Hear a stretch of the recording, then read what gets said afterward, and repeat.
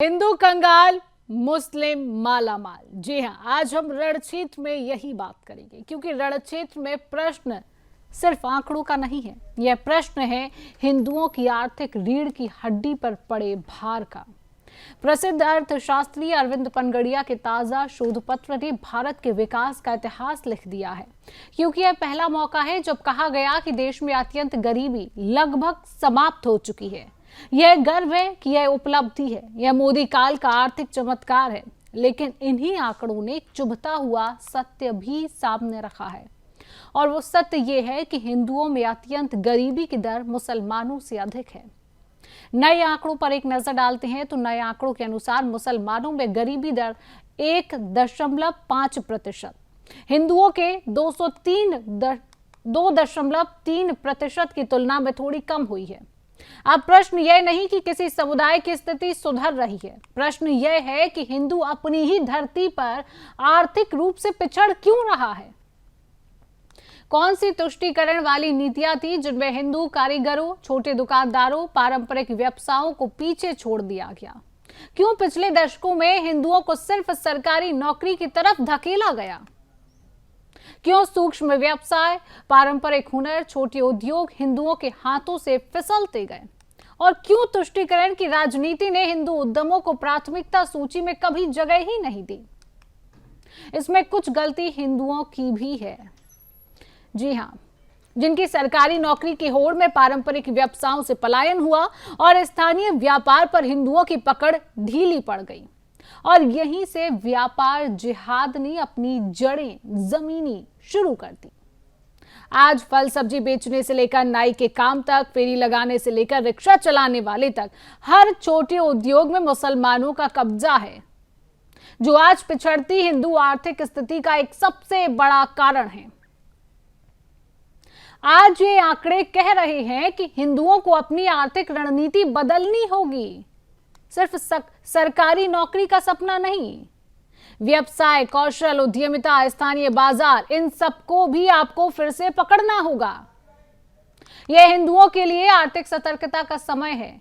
स्थानीय बाजारों में संगठित कब्जे की प्रवृत्ति बढ़ रही है और हिंदू समाज अपने ही व्यवसायों से तेजी से दूर होता जा रहा है। जब हिंदू युवा केवल सरकारी नौकरियों की तरफ दौड़ता है, तभी दूसरा समूह छोटे व्यापारों, फलों, सब्जियों, सेवाओं, रोजगार के हर कोने में जमकर पकड़ बना लेता है। यही आर्थिक असंतुलन आज सबसे बड़ा खतरा बन गया है। व्यापार जिहाद के तहत स्थानीय स्तर पर बाजार पर कब्जे की होड़ चल रही है, और हिंदुओं को इसे युद्ध भूमि समझकर पुनः संगठित होना होगा। व्यवसाय की हर गली, हर चौक, हर मंडी में खाली जगह कभी नहीं रहती। अगर हिंदू पीछे हटेगा तो कोई ना कोई आगे आकर पूरा स्थान भर देगा। यह प्रकृति का नियम है, यह प्रकृति का नियम है, बाजार का सत्य है। आर्थिक क्षेत्र में निष्क्रियता से बड़ा कोई शत्रु नहीं है, और हिंदुओं की यह निष्क्रियता आज सबसे बड़ा खतरा बन रही है, व्यापार जिहाद का कारण बन रही है।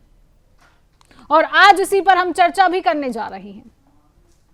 आज इसी पर हम चर्चा करेंगे। चर्चा करने के लिए तमाम पैनलिस्ट भी हमारे साथ जुड़ेंगे, परिचय भी आपसे कराएंगे।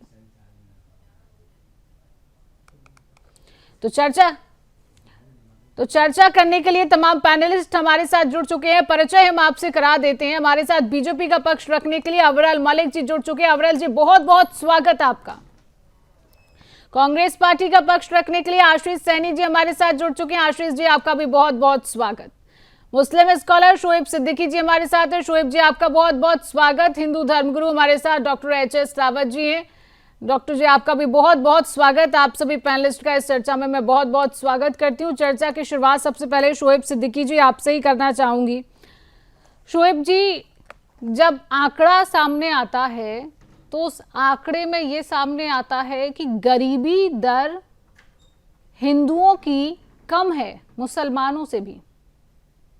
आप क्या वजह मानते हैं? क्या स्थानीय बाजारों पर मुसलमानों का कब्जा है? शोएब सिद्दीकी जी, जवाब दीजिए। शोएब जी, आपका माइक म्यूट है, कृपया उसे अनम्यूट करें। मैं अब आवाज आ गई, आवाज जी हो गई, जी आवाज जी जी आवाज जी आई मेरी? जी जी, जी जी। आवाज आ रही है जी, बात शिवानी करें। जी, जी जी, मैं गुजारिश करूंगा कि मुझे एक मिनट के बाद दे दिया, मैं बिल्कुल बता बिल्कुल, दूंगा एक आपको मिनट बात। का जैसे वक्त है आपने जी, कहा बात कि करें। हिंदुस्तान में, आपने बताया कि हिंदू बहुत गरीब हो रहा है और मुसलमान बहुत अमीर हो रहा है। तो मैं आपको बता दूं, 1.5 अरब की आबादी में ज्यादातर जितने लोग घर हैं, जो खास करके इस तरह के दौरान जो चल रहा हालात चल रहे हैं, हम्म तो उसमें एक शेर किसी शायर ने बहुत अच्छा कहा है कि अच्छा है हमसाए मेरे घर नहीं आते, अच्छा है फाकों की नुमाइश नहीं होती। आप देखिए हिंदुस्तान में जो आप बता रही, मुसलमान बहुत आगे बढ़ रहा है, अल्लाह करे बढ़े।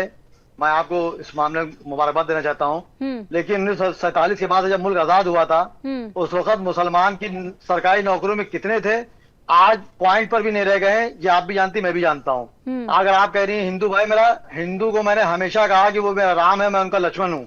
आप बताइए अडानी कहाँ से गरीब है, आप बता दीजिए। हम्म मैं आप सवाल कर रहा हूँ। तो इस तरह की जो सस्ती शोहरत पाने के लिए जो आप बात, इस तरह के मंदिराम पर टीवी पे डिबेटें होती हैं, आप बताइए हिंदू का मामला जहां पे अगर आप देख लें। अभी मैं अजमेर शरीफ गया था पिछले महीने, वहां पे सिर्फ 90% जो होटल थे मेरे हिंदू भाइयों के थे, हम्म कहां से गरीब हो गए? 10% मुसलमानों के थे। तो ये होता क्या है, देखिए मुसलमान जैसे 20% है, हम्म तो उसमें जो उनकी ग्राफ गिर रही है 18%, आप 80% है, तो आप 70% ले चले, जाहिर सी बात हमसे ऊपर आप होंगे।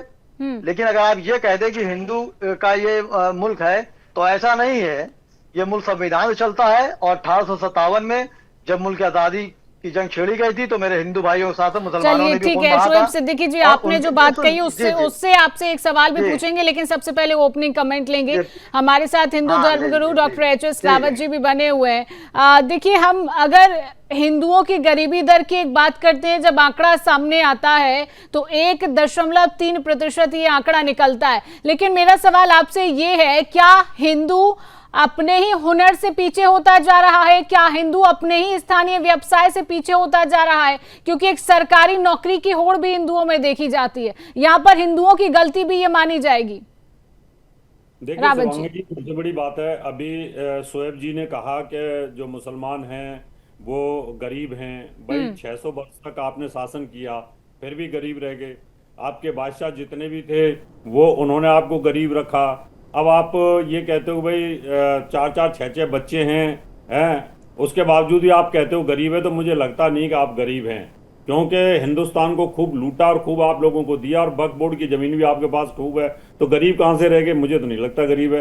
हिंदुओं की बात समझ में आती है कि हिंदू के साथ में तो आपको लगता है कि जो सवर्ण थे उन सवर्णों को आपने देखा है कि आरक्षण के तहत उनको कमजोर कर दिया। अब तो ब्राह्मण भी गरीब हो रहा है, क्षत्रिय भी गरीब होते जा रहे हैं, उनको रोजगार मिलता नहीं है। और जो वैसे हैं, तो स्थिति इतनी चिंताजनक हो गई है आज कि हिंदुओं की बहुत दयनीय स्थिति है। यानी खाली देखने में टोपी और तलक लगा रखा है हम लोगों ने, लेकिन स्थिति तो बड़ी खराब है, नाजुक स्थिति है। अब हम बड़ा मुश्किल है कि पंचर की दुकान खोलें, बड़ा मुश्किल है कि मीट की दुकान खोलें। और आप कह रहे हो कि अजमेर शरीफ के अंदर, मैं उज्जैन के अंदर बताता हूँ, उज्जैन के अंदर होटल गिन लो जाकर के, यानी 90% जो होटल हैं वो हिंदुओं के नाम पर रखे हुए हैं, लेकिन हैं मुसलमानों के। आप भोपाल में जाकर के देख लो, 80% होटल हैं वो नाम हिंदुओं के देवी देवताओं के रखे हुए हैं, और वो हैं मुसलमानों के। तो कहीं पर भी देख लो, हैदराबाद देख लो, बेंगलोर देख लो, कलकत्ता देख लो, कहीं पर भी जाकर के देखो, सबसे ज्यादा होटलों और ढाबों के ऊपर जितने भी मीट की दुकान है, मीट के ढाबे, सब सब मुसलमानों के हैं। तो आप गरीब हैं कहाँ? गरीब तो जानबूझ के बनते हैं। आप जब बच्चे ही पैदा इतने कर लोगे तो जानबूझ के आप गरीब शो करोगे अपने आप को। अगर आप लिमिटेशन में रहे तो मुझे लगता है कि मुसलमानों की दर तो अमीरी में बहुत ज्यादा ऊपर हो जाएगी। बड़े वही बड़े है जो ना कि ये स्थानीय जो व्यवसाय है उस पर कब्जा किया गया है। सवाल का जवाब भी हम लेंगे। हमारे साथ अबरल मलिक जी भी बने हुए हैं। अबरल जी, जिस तरीके से आंकड़ा सामने आता है, अगर गरीबी दर निकाली जाती है तो हिंदुओं की ज्यादा गरीबी दर निकलती है, क्या वजह आप इसकी मानते हैं? क्या दशकों पुरानी कांग्रेस की तुष्टीकरण है ये? क्या वजह है कि हिंदू गरीब होता चला नहीं जा रहा बिल्कुल है? निश्चित, जी, जवाब नहीं, दीजिए। बिल्कुल निश्चित रूप से जहां तक विषय, बिल्कुल बिल्कुल देखिए शिवांगी जी, जहां तक विषय कांग्रेस की तुष्टीकरण की राजनीति का, मैं समझता हूँ वो तो निश्चित रूप से कारण है ही है। हम्म और उसके साथ साथ अगर बात कर ली जाए, जो छोटे व्यापार की बात कर ली जाए, तो पूर्ण रूप से किसका एकाधिकार हो चुका है वो सबको मालूम है। और अगर मैं उदाहरण के साथ बता देता हूँ, जम्मू कश्मीर की बात कर ली जाए, वैष्णो देवी की अगर बात की जाए, तो आज जितने जो पूर्ण रूप से खच्चर वाले हैं, और जो सारे एक तरीके से जो कुली हैं पूर्ण रूप से वो ज्यादातर मुसलमान हैं, 80 to 90% मुस्लिम कम्युनिटी से हैं। ये तो बिल्कुल ऑन रिकॉर्ड है, बिल्कुल फैक्ट है, इस चीज में तो किसी रूप में मैं समझता हूँ दो राय नहीं है। इस चीज को मैंने देखा है पर्टिकुलरली। तो अगर बात कर ली जाए छोटे व्यापार की, छोटे उद्योगों की और छोटे कार्यों की, तो पूर्ण रूप से सब किसके कब्जे में है ये भी सबको मालूम है। अब उसके साथ साथ अगर बात कर जाए कांग्रेस पार्टी की, तो मैं समझता हूं जहां तक विषय कांग्रेस पार्टी का, तो कांग्रेस पार्टी पूर्ण रूप से एक वर्ग का साथ, एक वर्ग का विकास, इस आधार की राजनीति पे अगर चलेगी तो निश्चित रूप से कांग्रेस मुक्त भारत का निर्माण हो जाएगा। इसमें कोई किसी रूप में दो राय नहीं है। इस चीज को इन्हें जान लेना चाहिए। और इस देश में किसकी 60 साल सरकार रही वो भी सबको मालूम है कि 60 साल कांग्रेस की सरकार रही। अगर किसी रूप में कोई त्रुटि रही और 2014 तक अगर दिखाया जाता है कि भाई ये त्रुटियां रही, तो निश्चित रूप से जिसकी सरकार रही उसकी जिम्मेदारी रही है। और जिसकी सरकार किसकी रही, वो कांग्रेस की रही। तो मैं समझता हूँ कांग्रेस की जिम्मेदारी है, इससे कांग्रेस पार्टी नहीं भाग सकती है। इस चीज को स्पष्ट रूप से लेना चाहिए। सैनी जी, 60 साल तक कांग्रेस का राज भारत देश में रहा है। 60 सालों में कांग्रेस पार्टी ने छोटे कामगारों के लिए, छोटे व्यवसायों के लिए, हिंदू व्यवसायी के लिए क्या काम किया है? कौन सी नीति पार्टी की तरफ से लाई गई है? क्योंकि आप पर एक आरोप लगता रहा है वोट बैंक की राजनीति। क्या फिर सिर्फ कांग्रेस ने वोट बैंक की राजनीति ही की है, या फिर हिंदुओं के लिए व्यवसायों में क्या नीति अपनाई है? एक मिनट शांत, एक मिनट। धन्यवाद आपका कि आपने मुझे समय दिया इस महत्वपूर्ण विषय पर बोलने के लिए। कांग्रेस पार्टी तो हमेशा वही बात बोलती थी जो एच.एस. रावत जी ने कहा, जो अविरल मलिक जी ने कहा। यही हम कह रहे थे कि ये देश अगर चल रहा है तो ठीक चल रहा था आराम से। हिंदू भी आर्थिक रूप से सक्षम हो रहे थे और मुसलमान भी कोई बहुत अधिक तरक्की नहीं कर पा रहे थे। कांग्रेस के शासन में तो यही चल रहा था। लेकिन अचानक से 2014 में मोदी जी की सरकार आई, मुस्लिमों की आर्थिक स्थिति बढ़िया हो गई, हिंदुओं की आर्थिक स्थिति खराब हो गई। बीजेपी में दो प्रकोष्ठ है, एक बलवा प्रकोष्ठ, एक ठलवा प्रकोष्ठ। बलवा प्रकोष्ठ क्या करता है कि वो यहाँ वहां कभी मस्जिदों के आगे दंगा करेगा, कभी उन्हें कहीं और जाकर कहीं हनुमान चालीसा पढ़नी है, कहीं कुछ पढ़ना है, क्योंकि पढ़ाई लिखाई तो किसी यूनिवर्सिटी में उन्हें करनी नहीं है। अब दूसरा है ठलवा प्रकोष्ठ। कोई मुद्रा लोन का डिफॉल्टर है, कोई हाई स्कूल फेल है, कोई 8वीं फेल है। ये सब लोग अब बीजेपी में शामिल हो गए और भारतीय जनता पार्टी को एक पूर्ण बहुमत की बढ़िया सरकार इस देश में बनाने के लिए मिली। आज सवाल ये हो रहा है कि एक रिसर्च एक प्रकाशित हुई है एक पुस्तक के रूप में। उन्होंने कहा कि मुस्लिमों की आर्थिक दर बढ़ रही है, हिंदुओं की घट रही है। हिंदुओं की इसलिए नहीं घट रही कि हिंदू सरकारी नौकरी की तरफ जा रहा है, या हिंदू बड़े कारोबार की तरफ जा रहा है, या हिंदू जो है बहुत सारे काम नहीं कर पा रहा। ये इसलिए है कि 32% लोग आबादी के क्षेत्र में जो जवान लोग काम करने की कैपेसिटी के लोग हैं, वो सारे लोग भारतीय जनता पार्टी के गुण गा रहे हैं और वैसे उसी आत्ममुक्ता के दौर में जी रहे हैं। मुसलमान काम करने में, हुनर में सक्षम है, मजबूत है। मोदी जी ने सबसे अच्छा काम किया था, मुसलमानों की चूड़ी टाइट कर दी। जो 2, 4, 10%, 20%, 50% मुसलमान इधर उधर गुंडागर्दी करते थे, आवारागर्दी करते थे, उनके भी 2-2 फट्टे लगवा दिए, तो आज वो अपने काम पे लग गए। अब समस्या हिंदुओं के साथ आ गई। किसी हिंदू को पढ़ने के लिए कह दो तो पढ़ने को तैयार नहीं है। बात मैंने आपसे ये पूछी थी कि 60 सालों में आपकी सरकार ने क्या किया, आपने उस बात का जवाब नहीं दिया। आपने 2014 के बाद, क्योंकि ये डेटा अभी का नहीं है, आपने बीजेपी पार्टी पर बिल्कुल आप आरोप लगाइए, आप बिल्कुल आरोप लगाइए, लेकिन आप अपनी बात भी तो पूरी तरह से रखेंगे ना कि सिर्फ वोट बैंक की राजनीति के लिए। चलिए मैं आपने कहा ना वोट बैंक की राजनीति कांग्रेस ने की, तो कांग्रेस को तो 100% वोट बैंक की राजनीति करती है। तो कांग्रेस ने तो के राज्य में तो हिंदुओं ने भी तरक्की की, मुसलमान ने तरक्की की, और जैन, सिख, बौद्ध या ईसाई सबने तरक्की की है। अब इनकी सरकार आई है जो केवल 80% हिंदुओं की सरकार है, जिन्होंने 80 और 20 की बात की, जिन्होंने हिंदू राष्ट्र बनाने की बात की। और ये कैसा हिंदू राष्ट्र बनाया कि डॉलर की कीमत 90 रुपए पार करने जा रही है और कुतर के दे रहे कि डॉलर में सब्जी थोड़ी ना खरीदते हैं।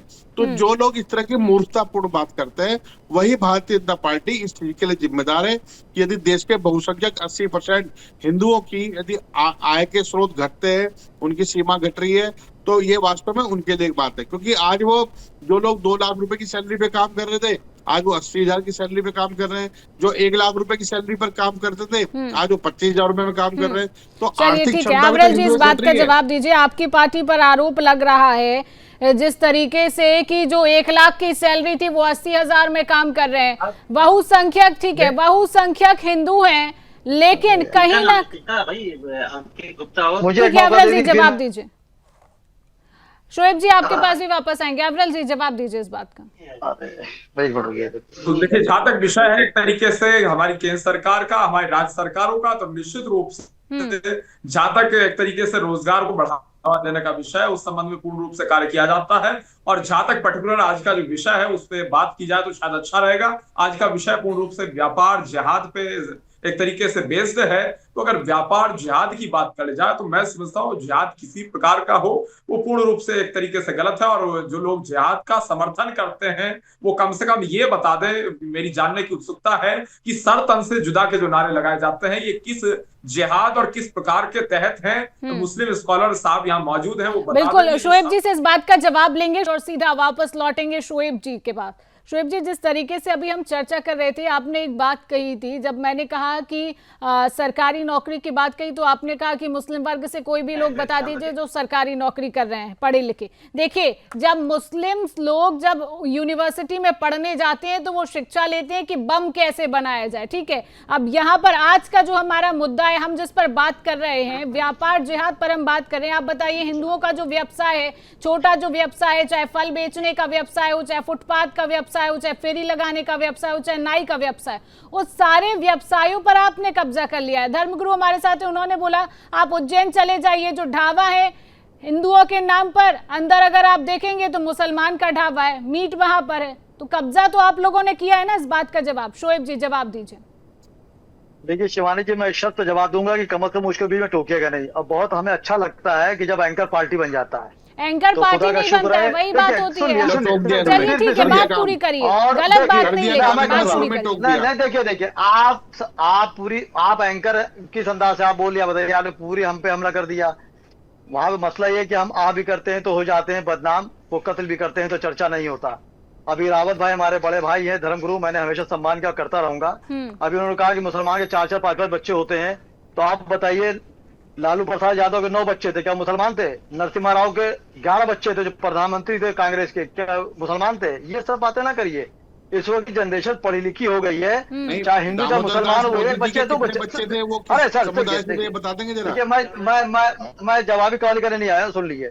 चलिए ठीक है शोएब जी, मैंने जो सवाल पूछा उस बात का आप जवाब दीजिए।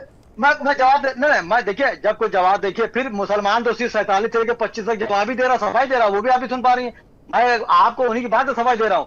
आप कह रहे मुसलमान दस्तकारी का काम जानता था, दस्तकारी से हाथ से कहते हैं, वो भी धीरे धीरे आप लोग छीन लिया, दस्तकारी छीन ली। नौकरी आप बताइए सरकारी कितनी, आप बताइए चैलेंज से। आपको मालूम है प्राइवेट कंपनियां मुसलमानों को पैकेज देती हैं कि 10 लाख का करिए वरना इस्तीफा दे दिए, वरना मैं आपको रिजाइन करा दूंगा। और जिहाद तो सुन लिए, जिहाद की बात आपने कही, आखिरी है, चूंकि मेरे पास इस वक्त मैं प्रोग्राम में बैठा हुआ। जिहाद आपने कहा, मैं जिहाद उसे कहते हैं, जिहाद बहुत अच्छा लफ्ज होता है, आप उसको दूसरे नेशन ले आती हैं। हमारे मुल्क को जो अंग्रेज ने 100 साल लूटा और हिंदू मुसलमान भाइयों ने अपना खून बहा के मुल्क को आजाद कराया, वो जिहाद था। पाकिस्तान को हमने 4-4 बार धूल चटाई, वो जिहाद था। मैं अपनी बेटी 3 साल की बेटी कंधे पे बैठा के तारागढ़ चढ़ाई पे 15 किलोमीटर चढ़ा, वो जिहाद था।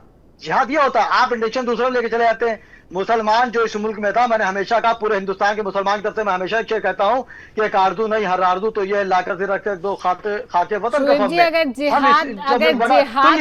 जिहाद पर हम बात करने जाएंगे ना तो न जाने कितना समय हमें लग जाएगा शोएब जी। और जो आप बात कर रहे हैं ना कि हिंदुओं ने कब्जा कर लिया सरकारी नौकरी पर, तो आप ये बताइए कि ऐसे कितने व्यवसाय हैं जिस पर आपने कब्जा किया है। नाई का व्यवसाय है, हिंदुओं का व्यवसाय जिस पर कब्जा करके आप लोग बैठे हुए हैं। देखिए, आपने कहा हिंदू को मैं नाम ही नहीं लिया, पहली बार हिंदू कब्जा कर रखा। मुसलमान कहाँ पर है, मैं अपना दर्द ना बताऊं? वतन पे जख्म में कैसा, ये पूछते ही नहीं, हमारे हाथ में तलवार देखने वाले।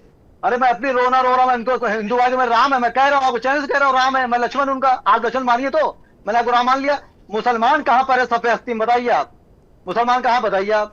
सागा कशी का आलम है, मैंने आपसे पहले कहा। और हिंदुस्तान में ऐसा नहीं, मेरा हिंदू भाई परेशान है, और आप देखिएगा ये धीरे धीरे मामला एक मंदिराम हिंदू पर भाई आएगा, किससे जिसमें मैं परेशान समझता है? हूं- हिंदू भाई आपसे परेशान है। आप हिंदुओं का नाम लेके अपना व्यापार चला रहे हैं। उत्तर प्रदेश में योगी देखिए, सरकार ने ये भी सुनिए। जांच बैठाई है कि ना जाने ऐसी कितनी दुकानें, कितने ढाबे हैं जहां पर मुसलमान लोग हिंदुओं के नाम का इस्तेमाल करके ढाबा और दुकानें चला रहे हैं। क्यों आपको हिंदुओं के नाम अब की सुनिए। जरूरत पड़ रही है?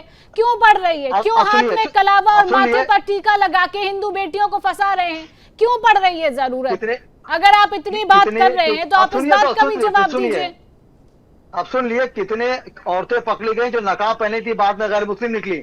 अजमेर शरीफ में 90% हिंदू भाई जो होटल खोले हुए हैं ना, वो अजमेर शरीफ ख्वारा गजी नवाज लिखे हुए और है हिंदू भाई, तो क्या मना कर देंगे?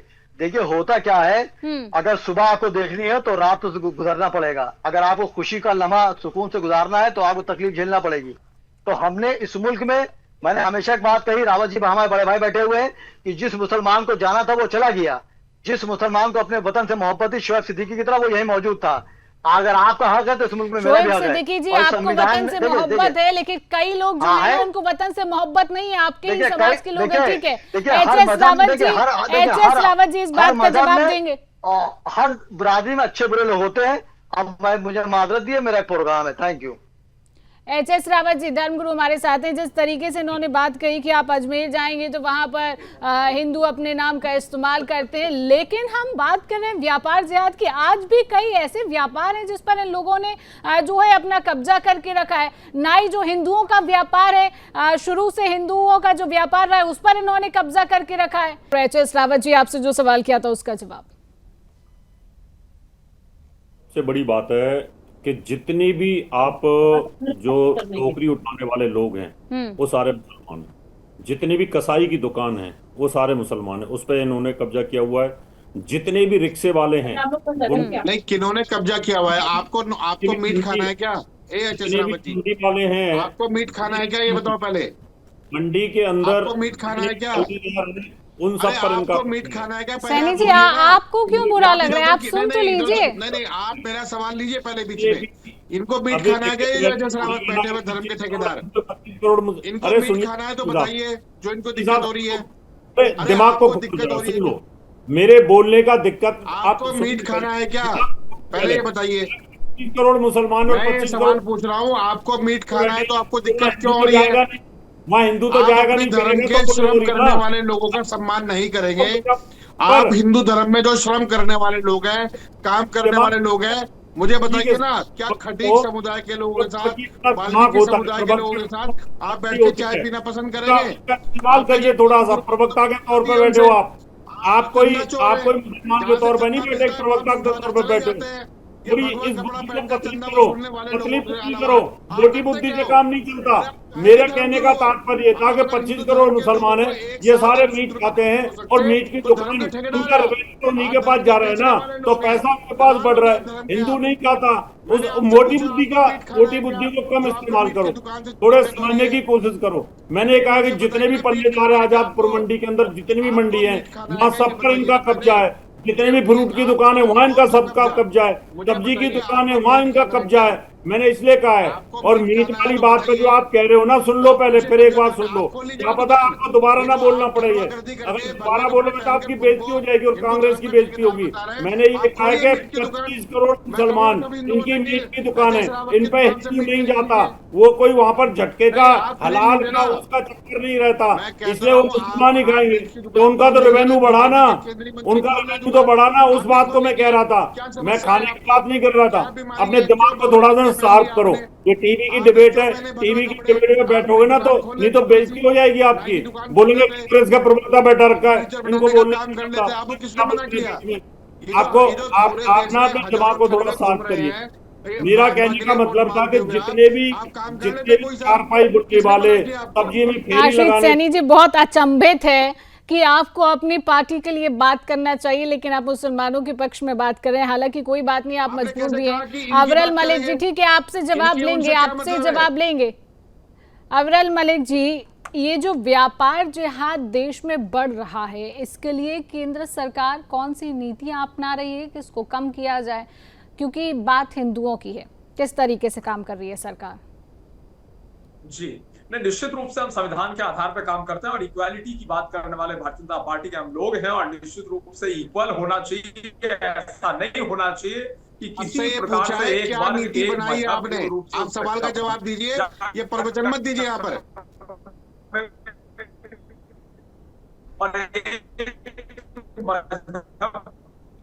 अविरल जी, आपके नेटवर्क में प्रॉब्लम है, आपकी आवाज नहीं आ रही। आशीष सैनी जी, आपसे सवाल रहेगा। जिस तरीके उनकी आवाज नहीं आ रही, उनसे भी हम पूरा जवाब लेंगे। आशीष सैनी जी, जब देश में व्यापार जिहाद बढ़ता है, जब छोटे व्यापारियों पर कब्जा किया जाता है, हिंदुओं की गरीबी की जो दर है वो बढ़ती है, ये किसकी देन है? ये क्यों बढ़ रहा है? किनकी नीतियों की देन है? क्या कहेंगे आशीष जी, जवाब दीजिए। ये जो मेरे साथ दो पैनलिस्ट हैं, एक भाजपा में है और एक ने भगवा कपड़ा पहन के धर्म का ठेकेदार बन गए हैं। इन दो लोगों की वजह से बढ़ रहा है, हिंदुओं का कारोबार घट रहा है, क्योंकि ये दो लोग होगा विनाश, आधा तो विनाश हो चुका है। आपको कोई कफन डालने वाला नहीं होगा सैनी साहब। आप अगर भगवे कपड़ा का इसी प्रकार से बेइज्जती कर रहे थे ना, तो कांग्रेस आशीष जी, केवल आप भी हिंदू ही हैं, इतना सम्मान तो रखिए, इतना सम्मान तो रखिए। पार्टी की उसमें इतना मत जाइए कि सम्मान की जो मर्यादा है उसको आप भूल जाएं। आशीष सैनी जी, आप कह रहे हैं कि इन दोनों की वजह से बढ़ रहा है। 60 सालों में कांग्रेस ने हिंदुओं के लिए क्या किया? हिंदुओं के लिए कौन सी नीति लाई है कांग्रेस?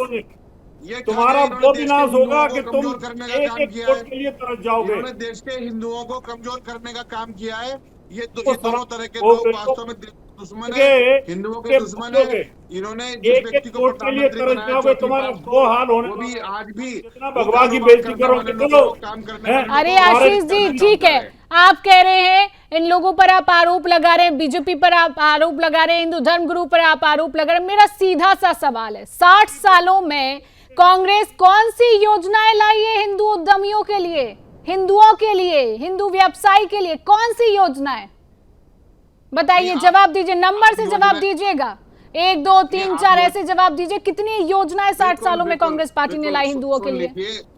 कांग्रेस पार्टी ने देश के युवाओं को मजबूत करने के लिए, आर्थिक रूप से सक्षम बनाने के लिए, उनकी शिक्षा के लिए कहीं IIT बनाई, IIM बनाए, स्कूल खोले, कॉलेज खोले, छोटे छोटे स्कूल गांव-गांव में खोले। ये काम कांग्रेस ने किया।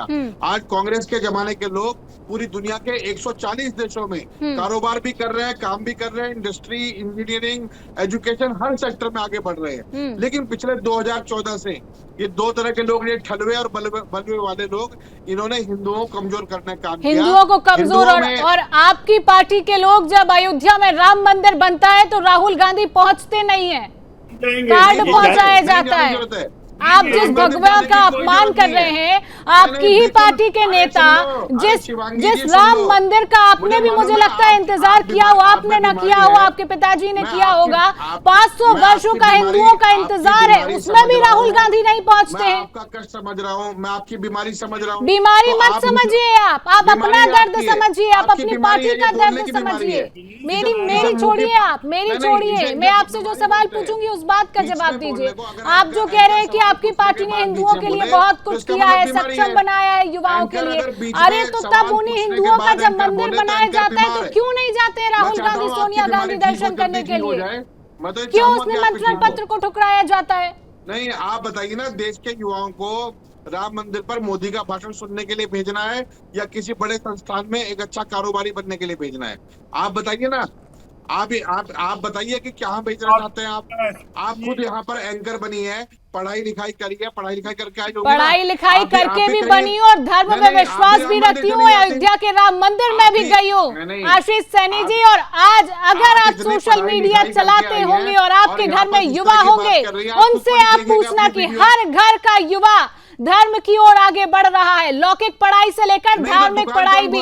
याद रखिएगा, याद रखिएगा कि सिर्फ लौकिक पढ़ाई करने से ही सब नहीं होता है। अगर सारे युवा लौकिक पढ़ाई करने से ही सब नहीं होता है। आप भी सुबह उठकर पूजा पाठ तो करते होंगे, या पूजा पाठ आप नहीं करते हैं? मुझे लग रहा है कि आप शायद नहीं करते होंगे, इसलिए आप नहीं समझ पा रहे हैं। मुझे लग रहा है आप सुबह उठ के नहीं करते हैं, भगवान के दर्शन आपके लिए जरूरी नहीं है। लगता है बीमार है आप, मजबूरी आपकी जो सुन नहीं सकती। मैं जैसे बोलना शुरू करता हूँ तुरंत बीमारी की तरह बोलना शुरू कर देती हैं। अपने अरे शब्दों शर्म का कीजिए, ख्याल एंकर हैं रखिए, आप। बीमारी मुझे शर्म नहीं है, कीजिए, बीमारी एंकर आपको है हैं। मुसलमानों के शर्म पक्ष में बात करने की, शर्म क्योंकि कीजिए, वोट एंकर क्योंकि हैं। वोट बैंक आप आपका एंकर चल हैं, रहा है, शर्म वोट कीजिए बैंक पहले। आपका चल रहा है, बीमारी नहीं, आपको है। कोई वोट चलिए बैंक ठीक नहीं है, है, आप ठीक है, ठेकेदार भी समय बनी का बैठी अभाव है, आपस में। चर्चा को यहीं रोकेंगे। आप सभी हमारे साथ जुड़े, आप सभी ने हमें समय दिया, आप सभी का जुड़ने के लिए, जानकारी साझा करने के लिए आप सभी का बहुत बहुत धन्यवाद। तो आज के रण क्षेत्र में इतना ही। आगे देश और दुनिया की तमाम खबरों को जानने के लिए आप देखते रहिए सुदर्शन न्यूज।